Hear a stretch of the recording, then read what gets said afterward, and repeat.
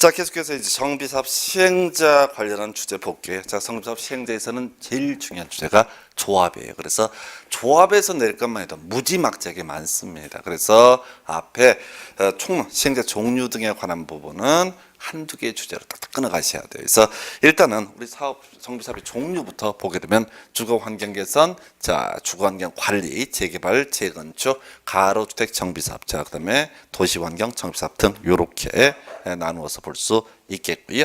해서 시행자 기본적으로 중심축은 조합 이렇게 봅니다. 근데 법에서는요, 시장구수 주공 등이 아닌 자가 정비 사업을 시행하고자 할 때 토지 등 소유자로 구성된 조합을 설립해야 된다라고 되어 있어요. 그래서 일단 기본 명제에서 사업 시행자 시장 군수 주공 등 있을 수 있겠고요. 보통 공적 주체로 해석을 하게 됩니다. 그리고 또 하나가 바로 토지 등 소유자가 나중에 문제가 되죠. 바로 도시환경 정비 사업에 있어서는 토지 등 소유자가 직접 시행자가 될 수 있다. 그 다음에 조합이라고 하는 것까지, 자, 총 3가지 정도가 중심적. 그 다음에 이제 지정개발자라고 하는 게 하나 나오는데, 요거 그 지역 지주를 얘기하고요. 나중에 뒤에서 믿을 수 없는 존재라는 개념으로 해석을 하게 됩니다. 그래서 일단은 뭐 시장구수 주공 등은 중요한 이슈 아니고요. 토지 등 소유자. 요게 왜 중요하냐면 나중에 조합원의 자격을 따져 물을 때 바로 토지 등 소유자로 하되 이런 표현이 들어가거든요. 그래서 토지 등 소유자가 뭐냐? 상당히 많습니다. 그래서 일단은 그 내용을 보지 마시고 머릿속으로 외우셔야 돼. 토지 등 소유자는요,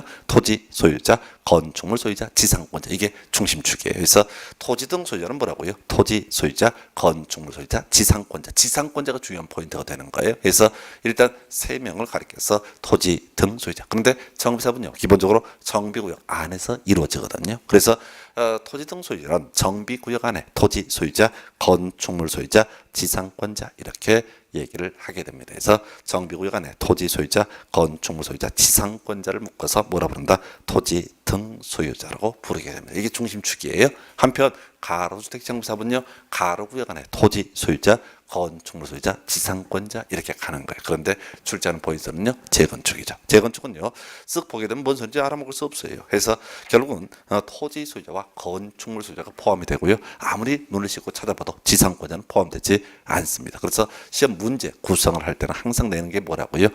바로 지상권자, 재건축의 지상권자가 토지 등 소유자다. 재건축의 지상권자가 조합원이다. 그게 틀렸다고요. 그래서 토지 등 소유자 한보라고요. 기본적으로 정비구역 또는 토지 가로구역 안에 토지 소유자, 건축물 소유자, 지상권자. 근데 재건축은요, 앞에서 논의할 때 정비구역 안에서 시행하는 경우도 있고요, 정비구역 밖에서 시행하는 경우도 있습니다. 그래서 대신 뭐는 포함되지 않는다? 지상권자는 포함되지 않는다. 이 결론이라고요.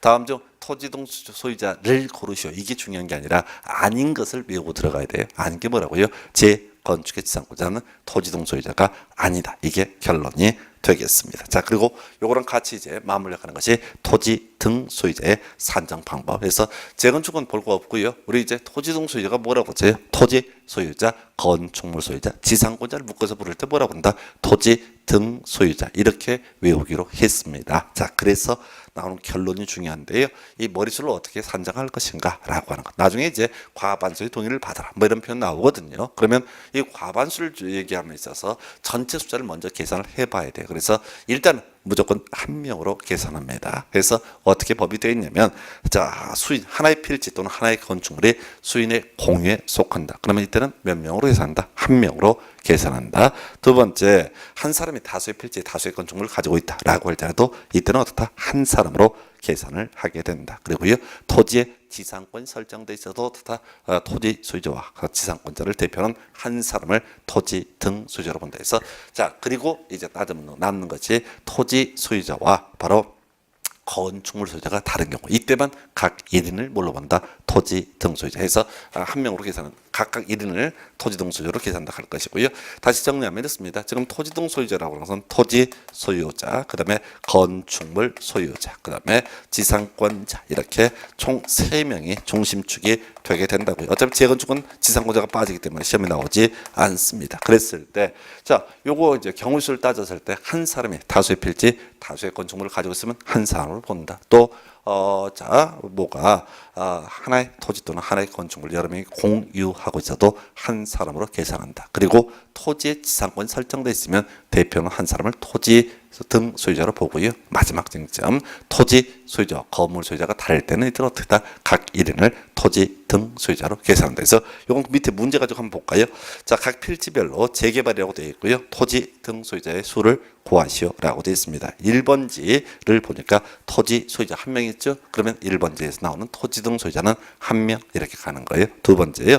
자, 토지 소유자 BC가 공유하고 있고요. 지상권자 DE가 공유하고 있습니다. 앞에서 논의할 때 공유하면 대표는 한 사람을 불러본다. 토지 등 소유자. 그래서 자, BC 중에 대표는 한 사람, 또 DE 중에 대표는 한 사람 이렇게 가야 되는데 문제는 토지 지상권이 설정되어 있게 되면 어떻다? 이때는 대표는 한 사람. 그래서 전체를 대표는 한 사람이 뭐가 된다? 토지 등 소유자. 해서 이렇게 차트 나올 때는요. 지상권자 다 무시해버리세요. 지상권자는 다 무시하시면 됩니다. 지상권자는 어차피 나중에 분양 대상 관리 처분할 때도 그 분양 대상에서 제외되게 됩니다. 그래서 그 정도로 봐주시고요. 그 다음에 3번지를 보니까 자, 토지 소유자, 건축물 소유자라고 하는 거 다르네요. 그러면 이때는 각각 1인을 뭘 본다? 토지 등 소유자. 4번지 보니까 A 이렇게 되어 있어요. 토지 소유자 A, 건축물 소유자 A. 그러면 대표는 한 사람이 뭐가 된다? 토지 등 소유자. 그런데 이 문제는 약간 꽈놓은 거예요. A라고 하는 사람은 제일 1번지에서 이미 토지 등 소유자로 계산이 된 바가 있습니다. 그래서 결과적으로 1번지 1명, 2번지 1명, 3번지 2명, 4번지 1명이라서 총 5명처럼 보이는데 A가 중복되기 때문에 이때는 어떻게 한다고요? 바로 자, 총 4명이 뭐가 된다? 토지 등 소유자 해서 계산할 때 가장 편한 방법.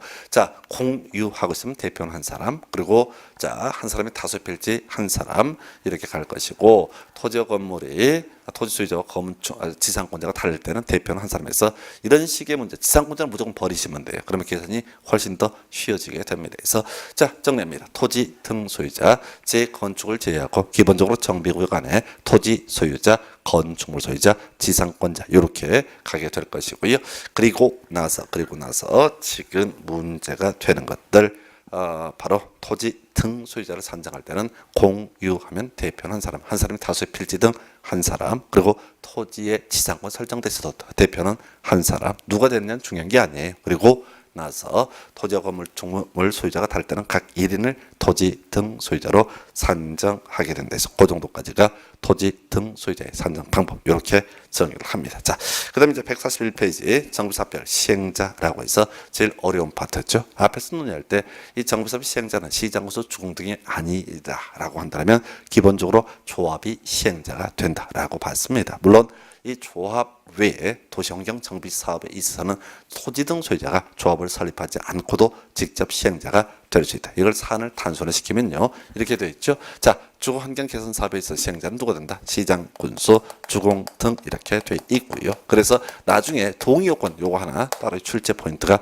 되게 될 것이고, 그 다음에 이제 주거환경 관리는 원칙이 시장, 군수, 주공 등인데 또 예외적으로 시장, 군수, 주공 등 해서 요게 이제 좀 특이한 구조예요. 그래서 아까 주거환경 관리사업은 어떤 경우라고 했어요? 자, 시장, 군수 등이 도로 확장해주고 스스로 주택을 개량하는 방식으로 시행하는 사업을 주거환경관리. 그래서 시행자는 시장, 군수, 주공 등이 될 수밖에 없습니다. 그리고요, 지금 재개발, 재건축, 도시환경정비, 가로등 정비 등 기본적으로 다 중심축은 누가 된다? 조합 이렇게 얘기를 하게 돼요. 다만 이 도시환경정비 사업에 있어서는 특이하게 조합을 설립하지 않고도 토지 등 소유자가 시행자가 되는 것도 가능하다라고 이렇게 정리를 하게 됩니다. 자, 이런 전제하에서 전체 그림 보니까 예외적으로 주거환경관리부터 예외적으로 시장, 군수, 주공 등 이렇게 되어 있어요. 그래서 이런 법정 구조를 보게 되면 말이 안 돼요. 주거환경관리 같은 경우는 원칙이 시장, 군수, 주공 등이고 예외적으로 시장, 군수, 주공 등 이런 걸 디테일하게 구성하지 않아요. 왜?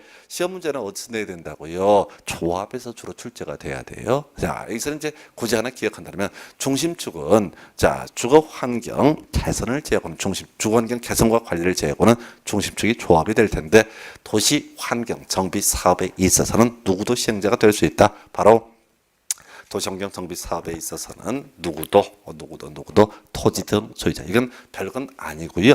우리 도시개발법 할 때 환지 방식에서 시행자라고 했을 때 토지 소유자 또는 조합 이렇게 봤어요. 그 왜 토지 소유자가 들어가냐라고 했을 때 도시개발법에서는요. 조합을 설립하려면 토지 소유자 7명 이상이 필요합니다. 과정에서. 그래서 도시개발구역 안에 토지 소유자가 6명 이하가 될 때는 조합을 설립할 수 없기 때문에 토지 소유자는 경우수가 나오고요.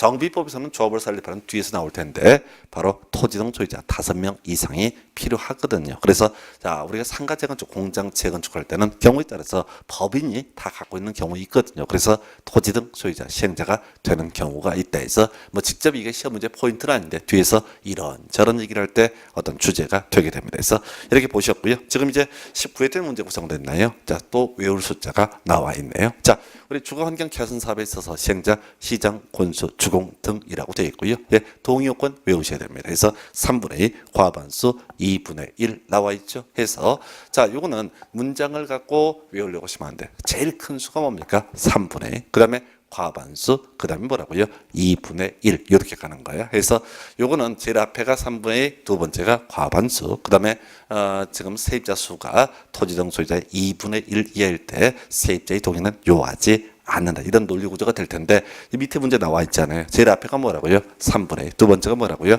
과반수. 그리고 또 하나가 뭐라고요? 2분의 1. 이렇게 외우셔야 돼. 그래서 이 문제가 과거에 출제가 된 이유는 한 가지입니다. 과거에는 주거 환경 관리 사업이라는 것이 없었어요. 그래서 법조문 구조를 보게 되면 주거환경 관리가 없으면 다 사업 시행자 중심축이 누구다? 조합. 근데 유일하게 조합이 시행자가 될 수 없는 게 뭐였어요? 주거 환경 개선 사업이었었죠. 과거법에서. 그러니까 출제위원들이 문제를 구성할 때는 조합이 아닌 게 누구냐라고 내면 시장으로서 주공등 너무 쉬워지니까 결국은 숫자 물어봤죠. 3분의 2 과반수 2분의 1. 자, 그래서 정비법은 외울 숫자가 좀 몇 개가 돼요. 그중에 첫 번째 암기했던 거 정비 기본계 10년 단위로 수립하고 5년마다 재검토. 두 번째 안전진단할 때요. 신청에 의한 안전진단 바로 10분의 1이라고 하는 거. 토지등 소유자 10분의 1 이상의 동의를 받아야지 안전진단 신청을 할 수가 있다. 이런 거 있었고요. 세 번째 외울 숫자가 뭐라고요? 3분의 2 과반수 2분의 1 해서 어차피 이 긴 문장 자체를 지문 형태로 구성을 못합니다. 그래서 딱딱 떨어지고요. 그 다음에 이제 논의를 해야 될 것이 넘어가서 거기 이제 주거환경관리 특약의 시장구수 주공 등 예외 시장구수 주공 등이고요. 재개발, 재건축 등 나오게 됩니다. 그리고 가로주택 정비사업도 조합 이렇게 볼 것이고요. 다만 도시 환경 정비 사업에 있어서는 누가 토지등 소유자가 시행자가 되는 경우도 있다 해서 문제는 이게 간간히 과거에 구성이 됐는데 한 번도 시험 문제 답이 된 적이 없습니다. 그냥 자 이게 이제 색깔이 입혀져 있으면 제가 이제 출판사 직접 만든 데서는 색깔 다 입혀서 보고 있는데 한 번도 답이 되지 않아요. 이런 것들은 중요치 않습니다. 그리고 자 27회 때 나왔던 것이 이 얘기였었죠. 지금 재개발 등에 있어서 주로 조합 등이 시행자가 돼야 되는데 예외적으로 시장, 군수, 주공 등이 시행자가 되는 경우도 있다라고 해서 경우의 수 8개 있고요. 예, 요거 틀리라고 낸 문제 되겠습니다. 일반 수험생들이 맞추기 어려워요. 그냥 버리시면 좋겠고요. 오히려 여기서 필요한 개념은 정비 사업의 대신 시행이라고 하는 주제. 해서 논리 구조를 간단히 설명드리면 기본적으로 조합이 시행자가 돼야 되는데 예외적으로 시장, 구수, 주공 등이 시행자가 될 수 있다라는 전제하에서 그 다음에 문제가 되는 것이 대행이라고 해서 대신 시행이라고 하는 개념이 문제가 되게 됩니다. 대신 시행이라고 하는 것. 해서 이 대신 시행이라고 하는 개념은 논리 구조가 뭐냐면 기본적으로 조합이 시행자가 돼야 되는데 예외적으로 자, 뭐 천지시변 등 동네가 아사리 판이 되게 되면 누가 시행자가 될 수 있다. 시장구수, 주공 등이 시행자가 될 수 있다. 그래서 자, 이건 이제 대행이라고 하는 것은 이런 의미를 포함을 하고 있습니다. 그래서 즉 사업 시행자 자체가 변경되는 것은 아닌데 실무적인 요소를 공적 주체가 담당하는 것을 정비 사업의 대행해서 자, 이건 이렇게 가야 되죠. 자, 시장 군수, 자, 조합 등을 대신하여 직접 정비 사업을 시행할 수 있다. 또는 자, 주공 등, 시장 군수는 주공 등 또는 지정 개발자로 하여금 대신하여 시행케 할 수 있다라고 해서 이렇게 뭐라고요? 자, 시장 군수 대신하여 시행할 수 있다. 또 시장 군수 대신하여 시행케 할 수 있다 해서 요 정도까지만 가시는 거예요. 그래서 여기 이제 더 디테일한 부분이 지문에 한번 출제가 된 적이 있는데 자, 여기는 출제 비중 낮아요. 지금 이 파트 갈 게 아니라요. 우리가 지금 제일 많이 나오는 게 조합이에요. 조합은 무조건 출제가 되고요. 거기서 외울 게 너무나 많습니다. 그래서 다른 얘기를 하고 있을 것이 아니라 그저 조합 찾아보시는 것이 중요한 포인트다라고 해서 대신 이제 그 시공자 선정 얘기가 그 다음 페이지에 나와 있는데요. 요건 두 가지로 가십시다. 자, 딱 하나의 구조가 될 텐데 요 얘기를 하려면은 자, 거기 이제 시공자 선정이라고 한 게 경쟁 입찰도 있고 경쟁 입찰이 아닌 경우도 있고 등 여러 가지 경우의 수가 있습니다. 그래서 여기서는 구조를 보실 게 자, 원칙은 당연히 시공자를 선정할 때 어떻게 해라? 경쟁 입찰에 의한다. 이게 전제가 되셔야 돼서 여기 한 번 구성이 되는데 딱 두 가지만 암기하고 들어가시면 됩니다. 그래서 경쟁 입찰이 아닌 것을 고르시오라고 했을 때 바로 조합 중에서요. 조합원이 100명 이하인 정비 사업에 있어서는 총회에서 정관이 정하는 바에 따라서 시공자를 선정할 수 있다. 이렇게 되어 있거든요. 그래서 이 얘기는 뭐냐면 경쟁 입찰이 아닐 수도 있다. 다시요. 조합이 정비 사업의 시행자가 되는 경우 당연히 어떻다? 경쟁 입찰로 시공자를 선정해야 됩니다. 근데 조합원이 100명 이하이고 정관이 따로 정하고 있다면 이때는 어떻다? 바로 경쟁 입찰이 아닐 수도 있다. 요 정도로 봐야 될 것이고요.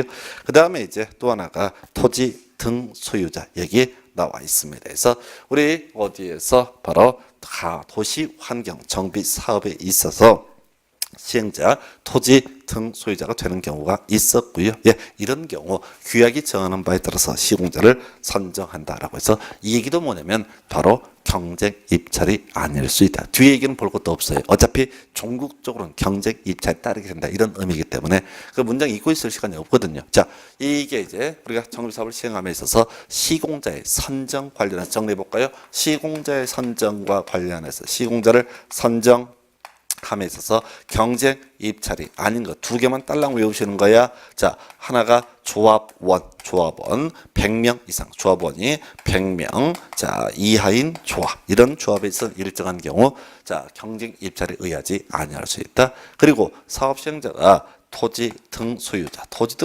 어디에서 토지 등 소유자가 시행자가 될 수 있는 것은 도시 환경 정비사업에 한정합니다. 그래서 이 파트는 딱 한 번 나왔던 문제인데 다 쫓아갈 수는 없고요. 자, 경쟁 입찰이 아닌 것을 고르시오라고 했을 때 조합원 100명 이하의 조합 이때 하나고요.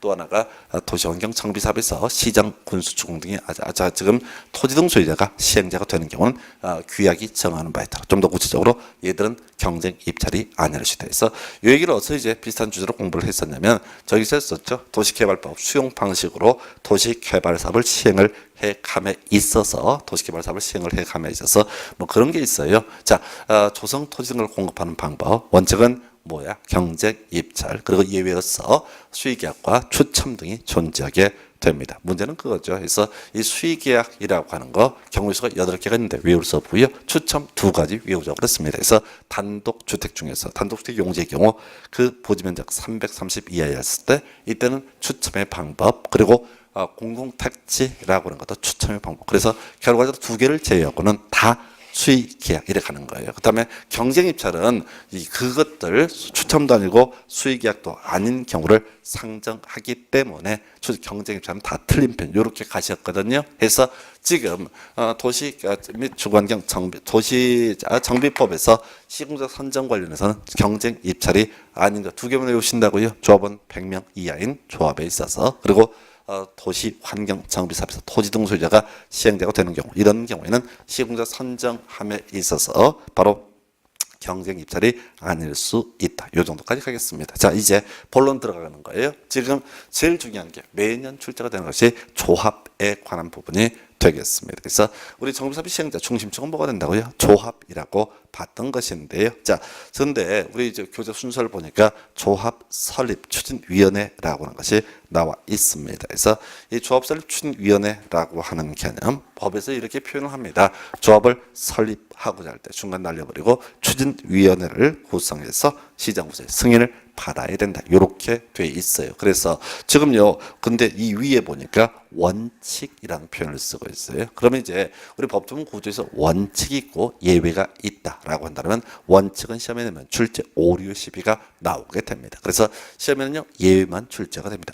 물론 과거에 예외가 없던 시절에는 이 조합 설립 추진위원회 구성 관련해서 토지 등 소유자 5명 이상이라든가 과반수의 동의 이런 것들이 하나하나 구성이 됐어요. 그런데 지금에 와서는 법이 개정되면서 딱 한 가지 있죠. 바로 예외라고 해서 다음 페이지 가서 보시게 되면은 자, 그게 나와 있어요. 가로주택 정비사업을 위한 조합을 설립하고자 할 때 이 추진위원회를 구성하지 아니한다 해서 자, 이제 추진위원회는 딱 이 한 문장으로 거의 소배가 되게 됩니다. 그래서 다시 가볼까요? 재개발조합을 설립을 하고자 합니다. 재건축조합을 도시환경정비사업조합을 설립을 하고자 합니다. 예, 당연히 추진위원회 구성해야 됩니다. 그런데 시험 문제에 나오는 포인트는 가로주택정비사업조합을 설립하고자 할 때는 추진위원회 없이 바로 조합을 설립을 할 수 있습니다. 그래서 이게 중요한 포인트가 되는 거예요. 그래서 과거에는 이제 추진위원회 업무라든가 또는 이 추진위원회 관련 동의 이런 것들을 가지고도 구성을 했던 바가 있는데 지금 와서는 법 개정되면서 딱 한 가지예요. 자, 추진위원회를 설립하고자 할 때 조합을 설립하고자 할 때 원칙적으로 추진위원회를 설립해야 된다. 그냥 바로 조합 갈 수 없다. 그런데 가로주택정비사업조합에 있어서는 어떻다? 추진위원회 구성하지 않는다 해서 요걸 갖고 답을 구성을 하고요. 그래서 나머지는 생략을 할게요. 그다음 중요치 않으니까. 그러면 이제 147페이지인가요? 그 다음 나오는 것이 조합의 설립이라는 주제가 곧 나오게 됩니다. 그래서 이 조합이라는 거 일단은 큰 과정을 보게 되면 동의 받아야 되고요. 설립인가, 그다음에 설립 등기라고 하는 과정 거쳐서 조합은 설립이 되게 됩니다. 다시요. 조합은 설립하려면 기본적으로 동의 받아야 되고요. 두 번째가 설립인가, 시정군수한테 받아야 되고요. 세 번째가 설립 등기. 이런 과정이라고요. 조합을 설립하려면 자, 먼저 동의 얻어야 돼요. 그다음에 두 번째가 설립인가라고 하는 거 필요하고요. 세 번째가 설립 등기라고 하는 이런 세 가지 과정을 통해서 조합은 설립되게 된다. 이렇게 정의를 하게 됩니다. 이게 기본적인 구조로 볼 수가 있어요. 그래서 먼저 동의라고 하는 것 해서 이 동의 요건 숫자를 물어보죠. 그래서 숫자 외우셔야 돼요. 자, 재개발부터 볼까요? 도시환경정비사업조합 재개발조의 경우 보니까 4분의 3의 2분의 1 이상의 동의를 받아야 됩니다. 앞에 있는 게 4분의 3이고요. 뒤에 있는 게 2분의 1입니다. 자, 어차피 이런 식의 문제는 뒤에서 보시겠지만 다 괄호넣기 문제로밖에 출제를 하지 않습니다. 그래서 자세히 볼 필요 없고요. 재개발은 뭐야? 4분의 3의 2분의 1 이렇게 외우시는 거고요.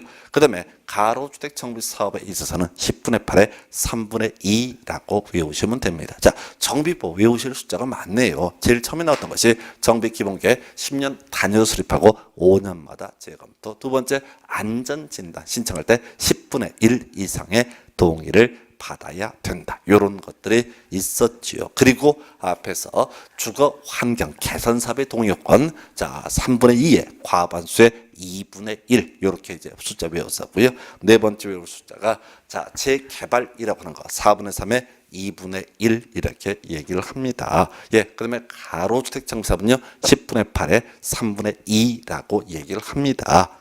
두 개는 반드시 외우셔야 돼. 그리고 재건축을 보니까 겁나 복잡해요. 주택단지 안과 밖으로 구분해서 숫자가 무시하게 출제가 되는데 이거 일반 수험생 외우시기 어렵습니다. 버리시기 바랍니다. 그런데 그 뒤에 숫자를 보니까 뭐가 있냐면 문제가 이제 하나 예제가 나와 있는데 재건축 사업 뭐 나와 있고요. 그 다음에 재개발 나와 있습니다. 그래서 이렇게 빡센 문제를 풀어가실 때는 절대로 어떻게 하자? 밑에서부터 위로 치고 가셔야 돼요. 항상 빡센 문제는요 위쪽이 어렵고 아래쪽을 쉽게 내는 게 일반적인 출제 기술이에요. 그래서 자 우리가 재건축은 아예 외우지 말기로 했어요. 그죠? 외울게 재개발 도시환경정비사업조합은 4분의 3의 2분의 1 재건축은 뭐라고요? 자 가로주택 정비사업은 10분의 8의 3분의 2 이렇게만 가시는 거예요. 그래서 지금 이것은 그 여러분 자료 148페이지인가요? 문제 나와 있는 거 재개발만 아시게 되면 이 문제를 다 풀 수가 있어요. 자, 그 다음에 이제 또 한번 문제 구성될 때 가로주택 정비사업만 외우게 되면은 다 문제를 풀 수 있게 만들어 줍니다. 그래서 정리합니다. 지금 첫 번째 숫자 정리할 거 지금 재개발과 도시환경 정비사업조합 도시환경 정비사업은 아직은 안 나오고 있어요. 똑같은 구조예요. 자 앞에가 4분의 3 뒤에가 2분의 1의 동의를 받아라. 그러면 가로주택정비사업조합이라고 하는 거 가로주택정비사업조합 어떻게 10분의 8에 3분의 2 이상의 동의를 받아라. 이 정도만 외우시면 지금까지 모든 문제를 다 답을 맞추실 수가 있습니다. 그리고요. 자, 설립인가 누구한테 시장 군수라고 하는 사람한테 받아야 되고요. 자, 그다음에 설립인가 받은 다음에 중국적으로 등기라고 하는 것을 해야지 조합은 성립되게 됩니다. 그래서 우리가 법인 설립 등기로서 조합을 성립하기 때문에 그리고 사람들의 결집제이기 때문에 이 조합은 소위 사전 법인으로서의 성격을 가지고 있습니다. 그래서 요 정도까지. 그리고 좀 어려운 거 해볼까요? 너무 쉬우니까요. 지금 한 페이지 앞에 재개발 도시환경 정비사업의 설립 동의요건 4분의 3에 2분의 1 외웠어요. 자, 그런데 이렇게 인가 설립 동의받고 설립 인가를 받은 다음에 인가 받은 내용, 자 여기까지 내용을 변경을 하고자 한다. 그럼 원칙은요 동의 다시 받아야 되고요 또 변경 인가를 받아야 됩니다. 근데 시험에 뜨는 것은 예외가 나와요. 그래서 거기에 이제 예외라고 해서 경우의 수가 몇 개가 나와 있어요. 그 필요 없고요. 우리가 어차피 시험에는 예외만 출제가 되기 때문에 어떤 경우에 동의 없이 또 인가도 안 받고 신고로서 가능한 거냐라고 하는 것은 중요치 않아요. 그래서 시험 문제 구성할 때는 무조건 이 예외 지문 지금 여러분 자료에 4개 5개 나와 있네요. 예외 지문을 딱 던져놓으면서 이런 경우 자 동의 받고 변경 인가를 받아야 된다. 이런 식으로 구성해요. 그래서 이렇게 보라고요. 자 일정한 경우는 어떻다. 동의 필요 없고 또는 인가가 아니라 신고로서 가능하다. 해서 단순화시키면 시험 문제 구성할 때 이러한 내용을 변경할 때 인가를 받아야 한다는 다 틀렸어요. 어디에서 이런 문제 이미 구성됐냐면 자 우리가 도시개발조합을 설립할 때 동의 받아야 되고요. 두 번째가 설립 인가 받고 설립 등기 이런 과정으로 되어 있는데 인가된 내용 중에서 주된 사무소의 소재지 변경 이건 신고하면 되거든요. 근데 시험 문제 구성할 때는 자 주된 사무소의 소재지 변경할 때는 어떻게 해라? 바로 인가를 받아야 된다 해서 원칙과 유예를 바꿔 지켜야 하는 거예요. 그래서 자 결론은 뭐라고요? 다시 갑니다. 재개발 등에 있어서 동의받고 설립 인가했던 받았던 그 내용을 변경하고자 할 때 원칙은 다시 동의받고 또 설립 인가를 받아야 한다. 그런데 실제 시험에 뜨는 건 일정한 경우 그 내용을 아실 수는 없어요. 예, 그런 경우 일정한 경우에는 어떻다? 동의 없이 신고로서 가능하다. 해서 이렇게 뭐라고요? 인가받은 내용을 변경할 때 동의 없이 신고로서 가능하다. 해서 문제 구성할 때는 동의는 받아야 된다라고 해서 틀리게 뽑아주거나 자 인가는 받아야 된다라고 해서 틀리게 뽑아주거나 해서 그게 아니라 자 이런 일정한 사항 시험에 뜨는 게 뭐라고 동의받고 설립 인가된 사항을 변경하고자 합니다. 그러면 이때 뭐라고 결론은 동의 필요 없고 어떻다 신고로서 가능하다. 이렇게 요걸 외우셔야 돼. 그래서 경우의 수를 따지는 건 아무런 의미가 없어요. 어차피 시험에서는 법조문에서 그대로 출제가 되기 때문에 자 동의 없이 신고로서 가능하다 해서 거기 이제 이미 답이 됐던 주제이고 5개 항목이 나와 있는데 그걸 외워서 가는 게 아니라 다시요 재개발 조합 등을 설립할 때 동의받고 설립 인가 등의 과정을 거쳐야 된다. 자 이렇게 인가까지 쓸 때 이 내용을 변경을 하고자 한다라고 한다면 동의 필요 없고 신고로서 가능하다 이렇게 되어 있어요. 이건 이제 지문 하나 분석해 보면 볼까요?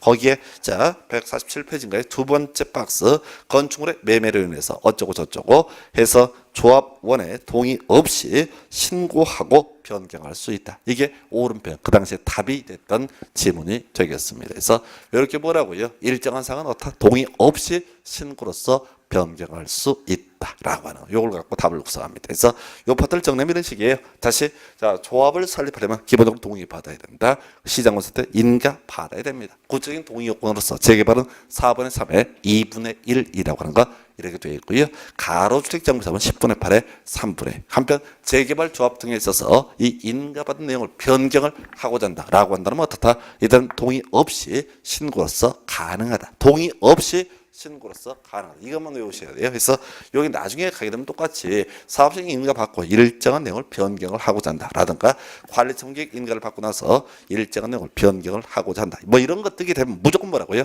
동의 없이 신고로서 가능하다. 이렇게 정리를 하게 됩니다. 그래서 이 정도가 소위 이제 주택 이 정비사업조합의 설립 등에 관한 부분 이렇게 정리하고요. 그다음에 이제 나오는 주제가 조합원의 관한 개념 나오게 됩니다. 앞에서 우리가 조합원을 논하기 위해서 필요했던 개념 바로 토지 등 소유자라고 하는 개념이 있었죠. 자, 토지 등 소유자는 따로 얘기하려면 정비구역 혹은 가로구역 안에 토지 소유자, 건축물 소유자 그리고 지상권자 이렇게 얘기를 합니다. 토지 소유자, 건축물 소유자, 지상권자 이렇게 가는데 다만 재건축에 있어서는 어떻다? 지상권자는 토지 등 소유자에 포함되지 않는다. 그래서 이 문제 가장 쉬운 문제 형태는 다음 중 토지 등 소유자가 아닌 것은 하면 답은 재건축의 지상권자 또는 다음 중 조합원이 될 수 없는 자는 하면 재건축의 지상권자. 요걸로 도배를 해버려요. 그래서 거기 이제 정비사업의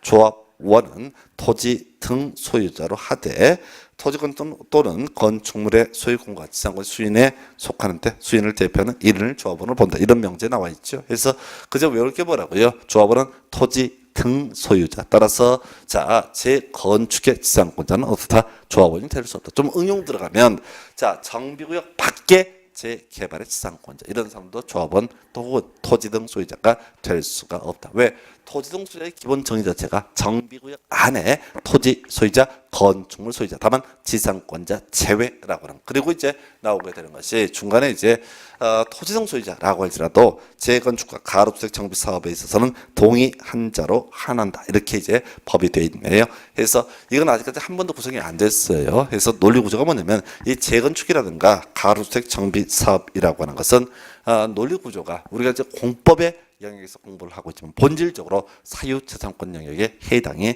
되게 됩니다. 그래서요 바로 자 이때는 재건축에 동의하지 않는다라고 하면 그 사람은 조합원에서 제외되고요. 소위 매도 청구의 대상이 되게 됩니다. 근데 이건 거의 아직까지 단 한 번도 시험에 나오지 않았고 요게 동일한 논리 구조로 주택법에 넘어가게 되면요. 리모델링 주택조합 설립에 동의하지 아니한 자 이 사람 조합원 될 수 없고 매도 청구를 할 수 있다. 이 내용이 주택법에서 중요한 출제 포인트로 구성이 되게 됩니다. 그 정도고요.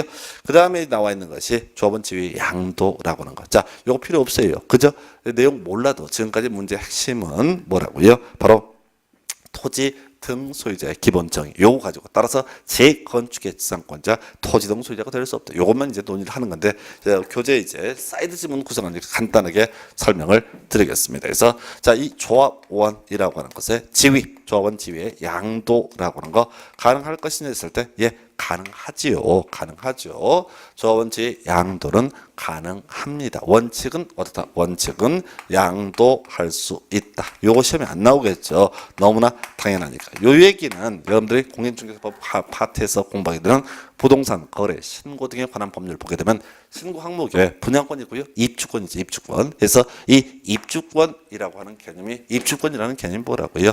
바로 이 정비사업 조합원의 지위라는 개념이 되겠습니다. 그래서 자 당연히 양도 가능한데 시험에 뜨는 것은 예외 관련해서요. 자 투기 과열지구내 재건축 조합원의 지위라고 하는 것은 양도할 수 없다. 안 나와요. 왜? 이것은 또 이것은 예외가 또 있거든요. 그래서 투기 과열지구내 재건축 조합원의 지위가 양도가 가능한 경우가 있습니다. 근데 이거는 내용을 몰라도 별 문제가 되지 않는다. 나중에 주택법을 공부할 걸 대비해서 간단하게 설명을 드리겠습니다. 그래서 투기 과열지구내 재건축 조합원의 지위임에도 불구하고 양도 양수가 가능한 경우가 있다 해서 자 이렇게 우리가 설명을 드렸었죠. 한 페이지 넘기시게 되면 이사 불가피한 이사에서 일단은 크게 두 가지네요. 상속과 이혼이라고 하는 개념이 하나가 있을 것이고 다른 도시로 이사, 다른 나라로 이사, 다른 세상으로 가시면 주택으로 이사 가는 경우 이런 경우에는 투기 과열적으로 재건축 조합원의 지위라고 할지라도 예외적으로 양도가 가능하다 해서 이런 얘기죠. 자 남편 이름으로 지금 투기 과열적으로 재건축 조합원의 지위를 가지고 있습니다. 그러면 요거 양도할 수 있다 없다? 자 기본적으로 양도를 안 되죠. 그러면 부인한테 준다거나 이런 거 가능하다 불가능하다? 자 불가능합니다. 그런데 이분이 이혼을 하면서 위자료조로 요걸 넘겨주는 요것은 어떻다? 가능하다 이런 얘기고요. 아버지가 투기 과열적으로 재건축 조합원의 지위를 가지고 있습니다. 요거 아들한테 넘겨줄 수가 있느냐라고 했을 때 예 넘겨줄 수 없습니다. 대신 돌아가시게 되면 어떻다고요? 자 우리가 상속인이 사망에 이르게 되면은 그때 바로 등기를 하지 않아도 소유권 취득하게 되죠. 그래서 상속과 이혼이라고 하는 것은 소위 상속과 이혼이라고 하는 개념은 뭘 얘기를 하느냐라고 했을 때 상속이혼이라고 하는 거 이건 신분관계 변동이고요. 그 밑에 이제 다른 도시, 다른 나라, 다른 세상으로 가신 무주택으로 이사 가는 경우에서 다른 나라는 해외 이주, 해외 2년 이상 체류 등을 의미하게 됩니다. 그래서 그 정도까지. 근데 다시 돌아가세요. 조합원의 자격 따져 물을 때는 그저 토지 등 소유자 해서 토지 등 소유자가 될 수 없는 경우 재건축의 지상권자는 바로 조합원 될 수가 없다. 없다라고 이렇게 얘기합니다. 그래서 이렇게 해서 두 번째 주제로서 조합원이라는 개념을 확인해 봤고요.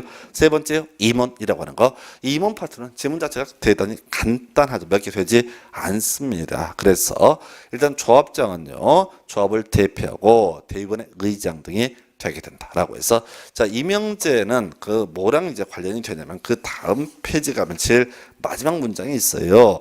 대의원의 자격이라고 하는 것이 있어요. 그래서 조합장이 아닌 조합의 임원은 대의원이 될 수 없다라고 되어 있네요. 그래서 결과적으로 앞에서 조합장은 대의원의 의장이 된다라고 했기 때문에 당연직 대의원이 될 것이고, 이사나 감사라고 하는 사람은 조합원이 될 수 없다. 없단데 오른편 좀 주의해서 기억을 하셔야 돼요. 없단데 오른편에서 조합장이 아닌 조합의 임원은 대의원 될 수 없다 해서, 하여튼 임원 중에 첫 번째 암기하실 항목은 미리 땡겨서 봤던 조합장은 당연직 대의원, 그러나 이사나 감사는 대의원 될 수가 없다라고 하는 것, 요거 하나 포인트가 되게 될 것이고요.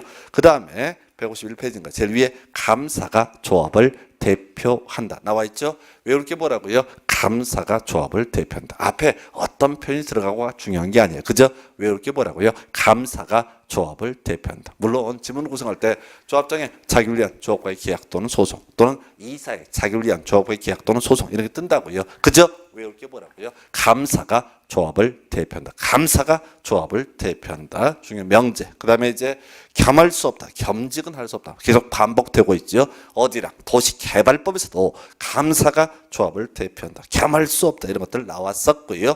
정비법에서 나온 특이한 주제. 이 주제는 저거죠. 임원의 결격사유 등에 해당이 되게 되면, 도시개발법에서 얘기할 때는 임원이 결격사유에 해당되면 그 다음 날부터 임원의 자격을 상실한다. 이렇게 이제 공부했던 영역인데요. 여기서 법조문을 좀 달리 표현하고 있어요. 내용은 똑같습니다. 조합의 임원이 결격사유에 해당되거나 선임다시 시 그에 해당하는 자이였음이 판명된 때 당연 퇴임하고, 자, 출제 포인트, 퇴임된 임원이 퇴임 전에 관여한 행위는 효력을 잃지 아니한다 해서 요렇게, 자, 지문 파트에서 조합장을 제외한 조합의 임원은 대의원 될 수 없다. 겸할 수 없다. 감사가 조합을 대표한다. 그다음에 퇴임 전에 관여한 행위는 효력을 잃지 않는다. 이게 전부예요. 지문 4개 정도 가지고 시험 문제 구성이 되게 됩니다. 자, 거의 이제 마지막 주제로 가고 있네요. 바로 조합의 의사결정기구로서 총회라고 하는 개념과 대의원회라고 하는 개념이 있습니다. 그래서 이 중간 얘기 다 필요 쓸데없는 얘기고요. 우리 앞에서 이제 도시개발법 할 때 그런 거 공부했었습니다. 총회 필수 의결사항이라고 해서 대의원에서 의결할 수 없는 것들, 바로 개발계획 수립 변경, 정관의 변경, 그 다음에 임원의 선임, 그리고 한지객 작성 등 5개 있었는데 4가지 외우셨어요. 이런 것들은 반드시 총회 의결을 거쳐라 해서 임원의 선임이라고 하는 거, 요것도 이제 한번 우리 정비법에서 한번 구성이 되는데 큰 이슈가 되지 않고요. 이런 총회를 개최하기 위해서 필요한 머릿수를 가리켜서 의사정족수에서 100분의 10 이상도 있고요. 100분의 20 이상이 있는데 외울 거 없고요.